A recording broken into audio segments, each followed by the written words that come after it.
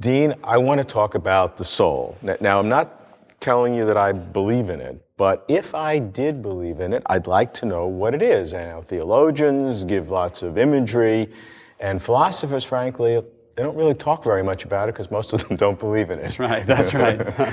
So, as a philosopher, how do you begin to describe the soul? Well, there's a whole bunch of alternative views about the nature of the soul that are sort of out there. I think you can sort of explore them abstractly. At the end of the day, what you want to know is why should you believe in a soul?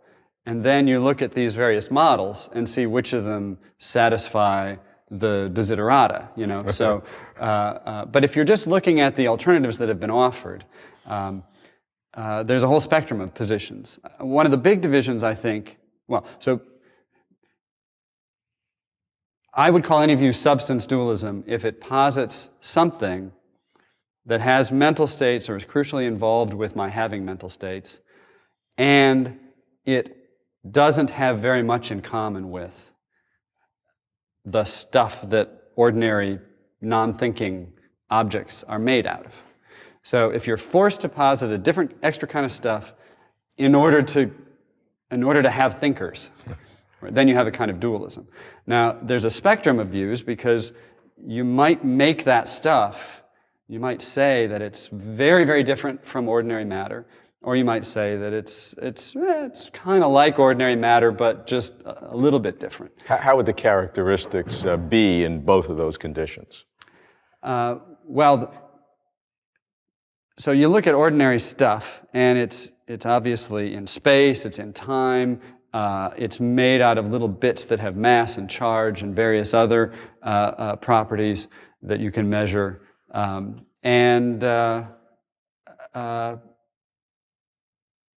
it's concrete in a sense. It's not abstract out there in, you know, Platonic heaven or something like that. Now, the most extremely dualistic view would say, I'm so unlike that stuff that not only do I not have mass or charge, not only am I not in space, but I'm not even in time. Yeah. What's more, I'm not even a concrete entity. I'm abstract, like a property or an essence or a number or something like that. Now, that's a crazy view. Now, some people have said things that almost seem to imply it. So sometimes you'll hear people say, I'm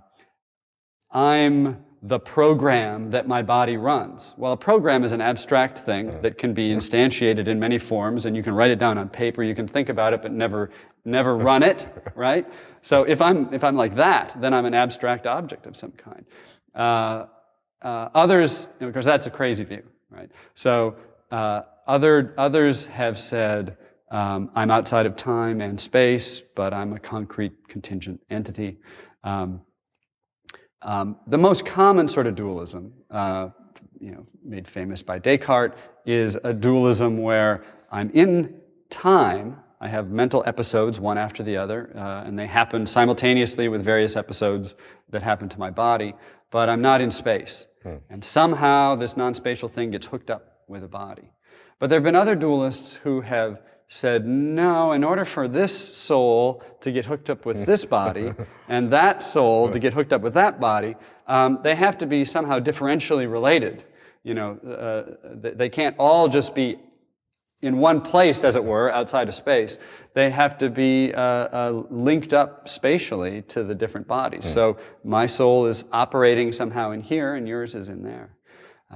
And some have posited further similarities between these mental things and bodies. So. Well, do souls have parts? So, like we have parts. Yeah. So when you look at what the spiritualists of the 19th century thought, they posited a kind of ectoplasm. In fact, they could sometimes produce it in the seance. It bore a striking resemblance to liver, I think. Right. But they thought that the thinker is an immaterial thing, which means it's not made up out of this kind of stuff this is made up out of, but it's extended, it's kind of like a body, right? And it has inner states that somehow mirror the ones here in this body, and it could presumably come apart.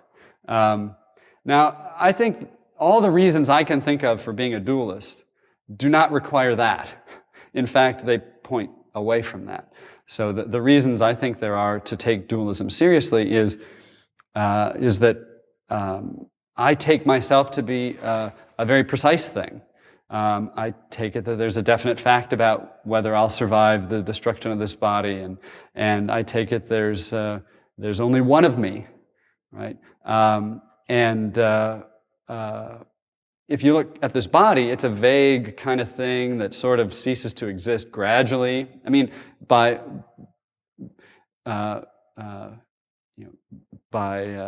normal time frames, our time frame, we die suddenly. But if you look closely, it's a gradual process. And dating it, trying to find an instant when I cease to be, would be silly, really, because it's a vague, messy thing that just gradually ceases to be. And similarly, trying to find the precise boundaries of my body is silly. There's bits of skin flaking off. When exactly do they cease to be part of my body? When does this hydrogen atom become part of my body after I've absorbed it? There's no answer to those questions because it's a vague thing, like a cloud. On the other hand, I think I'm a precise thing. Now, maybe I'm wrong about that, but it would be very strange to treat myself the way I treat a cloud or some other vague thing. So what does that imply about a soul if one exists? I mean, does it have parts? Are there It shouldn't be vague. It shouldn't be the sort of thing that can gain and lose parts rapidly, or then it's just another thing like the body. I mean, my basic problem with supposing that I'm identical with this thing is that I believe that these qualia, these phenomenal states, are something extra, and there have to be laws of nature about their generation. Right.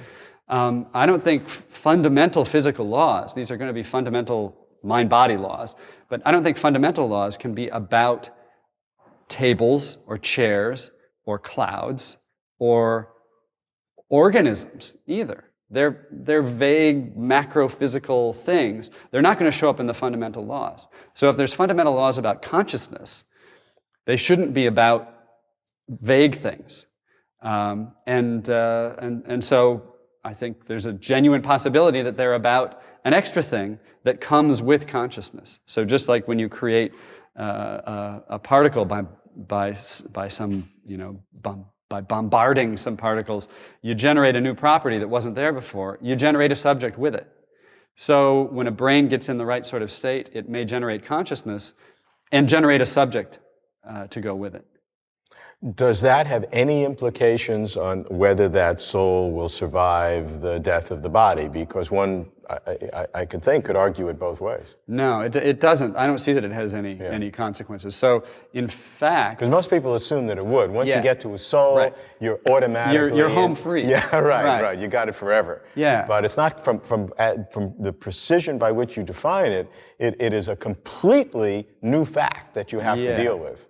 Right, so if you think there's souls because you think brains generate consciousness, consciousness needs a new subject, well, this new subject was generated by a brain. So maybe it remains radically dependent upon the brain. Certainly, I think, unlike Descartes and lots of earlier dualists, we've got really good reason to believe that my ability to think and function mentally at all depends massively upon the proper functioning of this brain. I can't think without it. Take it away, presumably I can't think at all. Perhaps take it away and poof, I just cease to be. But yet that soul, if one is there, even under that condition, may remain, may not remain, may be conscious, may be not conscious. If you believe in a soul, which I'm not saying I do, but even if you do, you still have not solved your ultimate problem. It's one step, maybe. Yeah. The question is now on the table. Mm-hmm. Could I survive without a body? right? That question is a live one now. Given that the soul, as I'm thinking about it, is something that's a part of the natural order, it's generated when brains generate consciousness, the question of whether it just goes out like a candle when the brain stops functioning, well, that's a good question. Now, if you're a theist, you've got reason to suppose that even if the soul would naturally go away, God might miraculously want to keep you around. And of course, the orthodox view about persons and souls is according to Christian theism anyway, is that souls naturally have bodies, and that they're going to get bodies again. So it's an unnatural state for a soul to be in, for God to be sort of sustaining it without its body.